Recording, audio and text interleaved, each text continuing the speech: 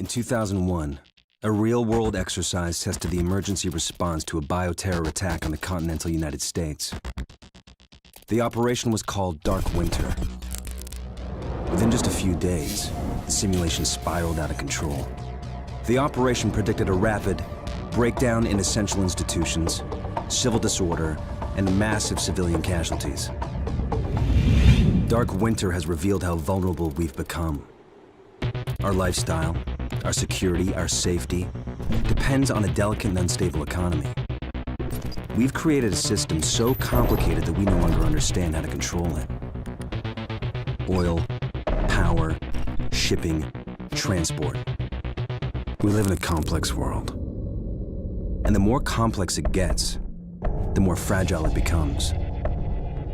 The system is built on a global supply chain that gets things where they're needed, just in time. We've created a house of cards. Remove just one, and everything falls apart. And what's fueling this system? Money. Americans can spend $90 billion in a single day of shopping. Last year, 200 million people swarmed their local stores on November 23rd. We call that day Black Friday.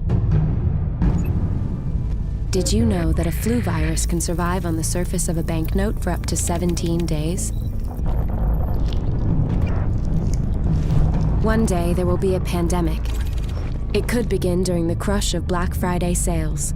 A pathogen will jump from tainted banknotes to human skin, onto food, toys, children, and loved ones. By the time patient zero feels the first sore throat, millions of people will already be infected.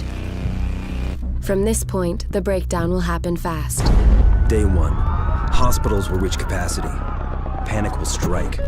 Day 2, quarantine zones will be established. Resources will be rationed. Transport will go into lockdown. Day 3, international trade will stop. The oil will dry up. The stock market will collapse. Day 4, the power will fail. The shelves will be empty. The taps will run dry. And once hunger and despair take hold, people will do anything for survival. By day 5, everyone will be a potential threat. In 2007, a new presidential directive was signed quietly into law. This maps out the government's response to a crisis, a plan to cope with a real dark winter. It is known as Directive 51. There are rumors of shadow agencies, sleeper cells, covert agents, but nothing can be confirmed. Our complex world is primed for breakdown. And once the chaos strikes, there won't be resources to save us all. The only question left is, what will it take to save what remains?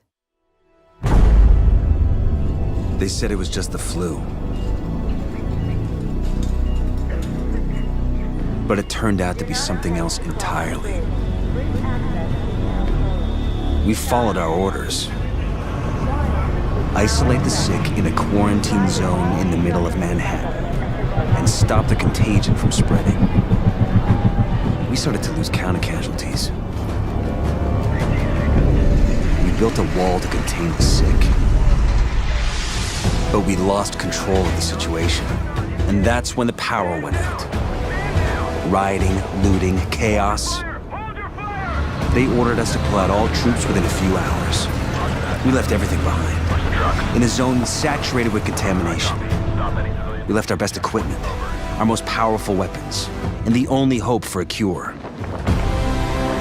Few dare go over the wall. Fewer still come out. We call this place the Dark Zone.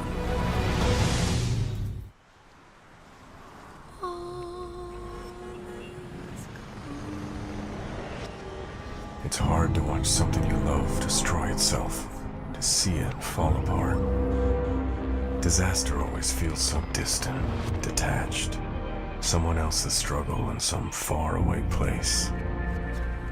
It's not until it's in our city, at our doors, that we realize how fragile we are. All of us. All of this.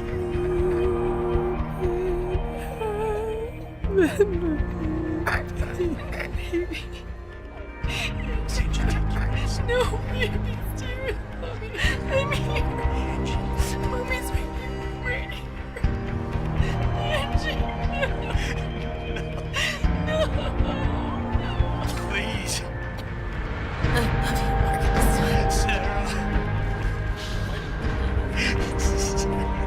And when it hit, when it came down hard. And we fell. We buried ourselves in anger, fear, in the instinct to survive. I'm sorry, Sarah.